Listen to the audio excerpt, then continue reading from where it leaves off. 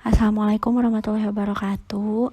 Di sini saya kasih rahayu bersama rekan saya Roslina Sekarsari dan Tia Fitria akan membahas satu jurnal yang berjudul Validasi dan Analisis Kadar Akrilamida pada Kopi Tungkal dengan metode kromatografi cair kinerja tinggi atau KCKT.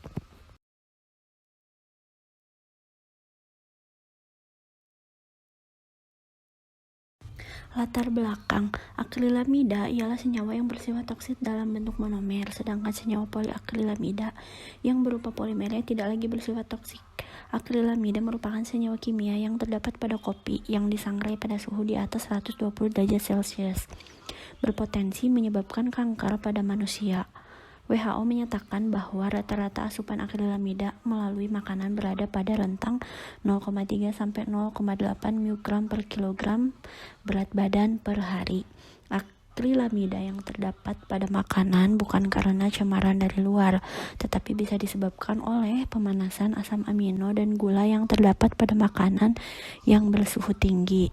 Metode KCKT ialah suatu metode kromatografi cair yang digunakan untuk keperluan pemisahan, pengidentifikasian, ataupun analisis kuantitatif yang berdasarkan pada pengukuran luas puncak analit pada kromatografi dibandingkan luas area standar. Kromatografi ini didasarkan pada perbedaan distribusi molekul komponen di antara dua fase, yaitu fase gerak dan fase diam yang berbeda kepolarannya.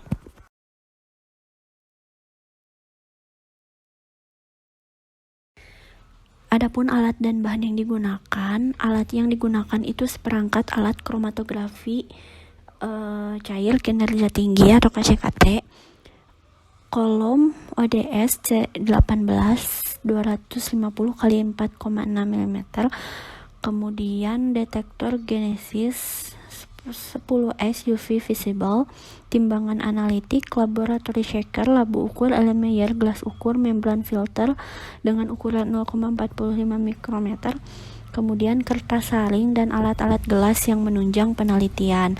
Bahan yang digunakan itu ada serbuk kopi tungkal, akrilamida, diklorometana, metanol, asam fosfat, asetonitril, grade HPLC, dan Aquades Pro injeksi.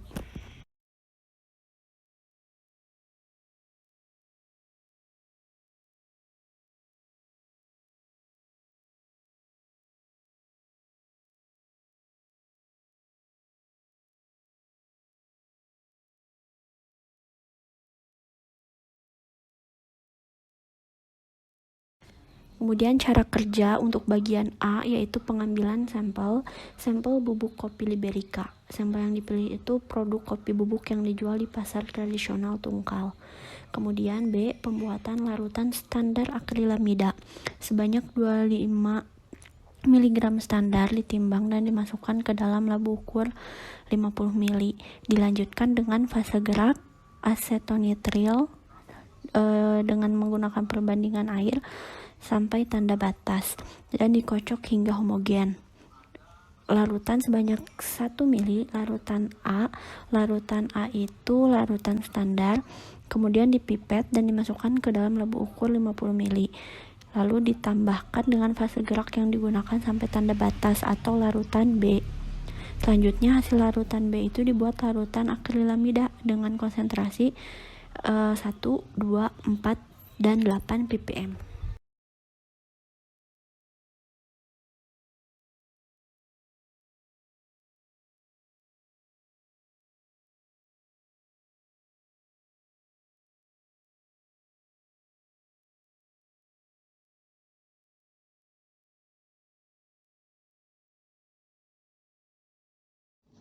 Kemudian cara kerja yang selanjutnya yaitu mencari kondisi analisis fase gerak.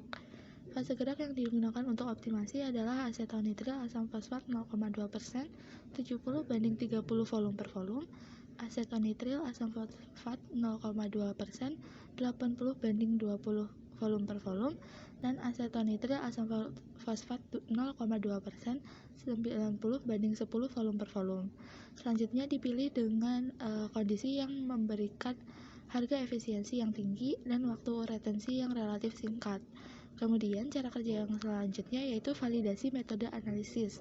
Tahap validasi ini meliputi pembuatan kurva kalibrasi.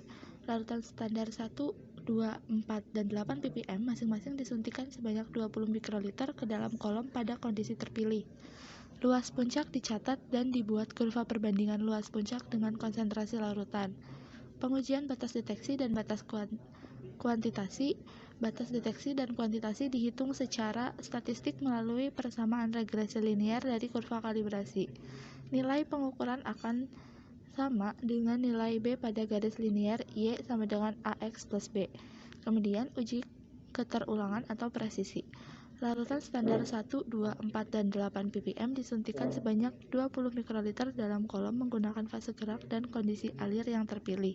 Diulang sebanyak 5 kali, kemudian dicatat luas permukaannya dan dihitung koefisien variasinya.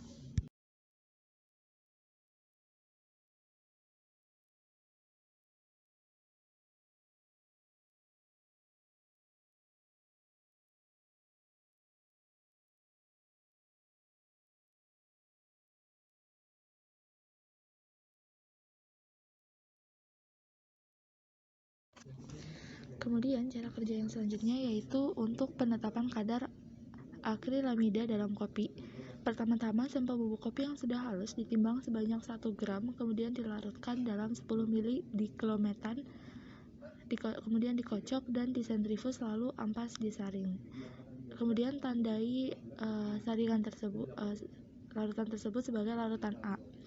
Lalu ampas diekstraksi sebanyak 2 kali dengan diklometan 3 ml lalu disaring, dan larutan yang kedua ini sebut saja dengan larutan B. Selanjutnya larutan A dan larutan B digabung dan ditambahkan asetonitril 25 ml di dalam labu ukur. Kemudian larutan diinjeksi ke dalam kolom HPLC sebanyak 20 mikroliter, kemudian dicatat luas puncaknya. Percobaan ini diulangi sebanyak 3 kali.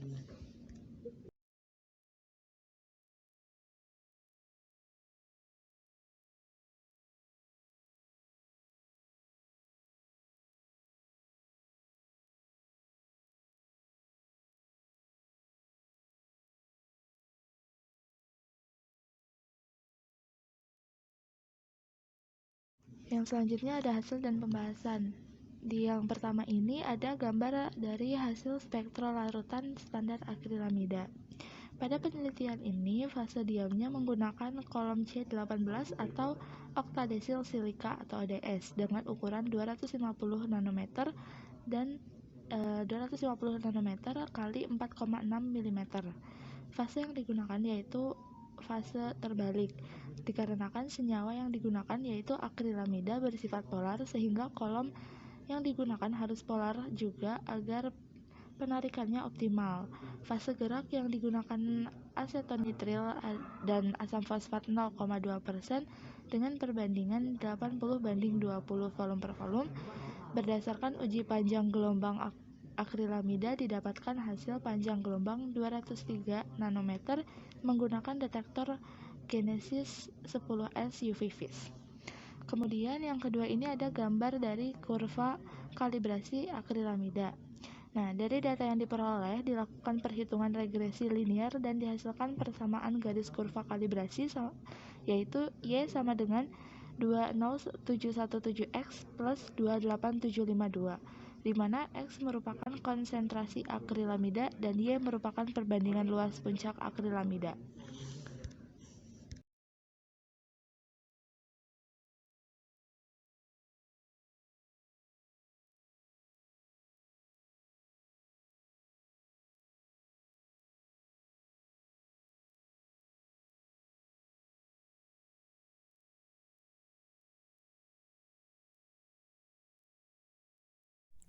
Selanjutnya, pada penelitian ini menggunakan validasi metode KCKT dari senyawa akrilamida dilakukan terhadap beberapa parameter yaitu linearitas, LOD dan LOQ, akurasi dan presisi. LOD itu ditentukan untuk mengetahui konsentrasi analit terendah yang dapat diukur. Limit deteksi metode ini adalah 0,32109 mikrogram per mililiter, sedangkan LOQ itu ditentukan untuk mengetahui konsentrasi terendah yang dapat ditentukan oleh suatu metode pada tingkat ketelitian dan ketepatan yang baik. Didapatkan nilai LOQ-nya itu berdasarkan hasil uji adalah 1,07031 mikrogram per mililiter.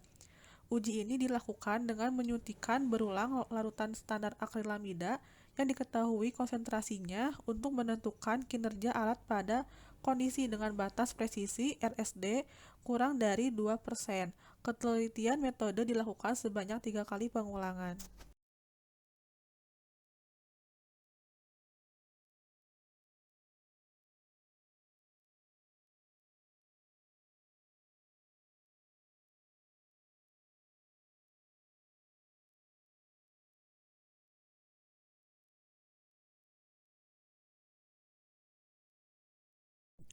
Nah, selanjutnya di sini ada gambar atau tabel hasil penetapan kadar akrilamida pada kopi.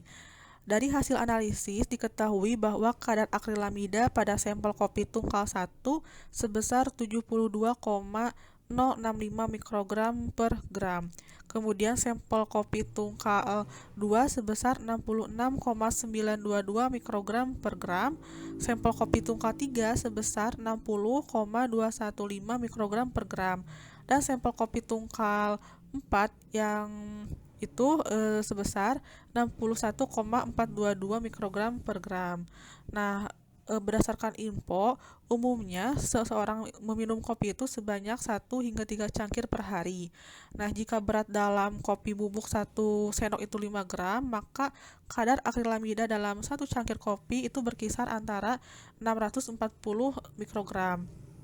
Nah, berdasarkan data tersebut, maka kadar akrilamida yang diperoleh dari keempat sampel dikatakan sangat tidak aman untuk dikonsumsi hingga 15 gram dalam sehari pada orang dewasa.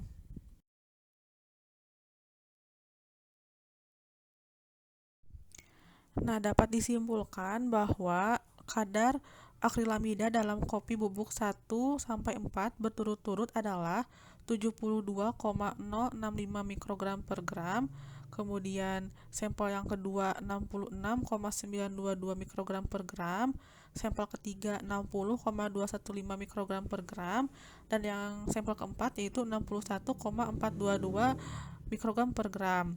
Dari keempat sampel kopi ini menunjukkan bahwa kadar akrilamida masing-masing sampel melebihi batas aman konsumsi akrilamida yang dikeluarkan oleh FDA, yaitu 2 mikrogram per gram.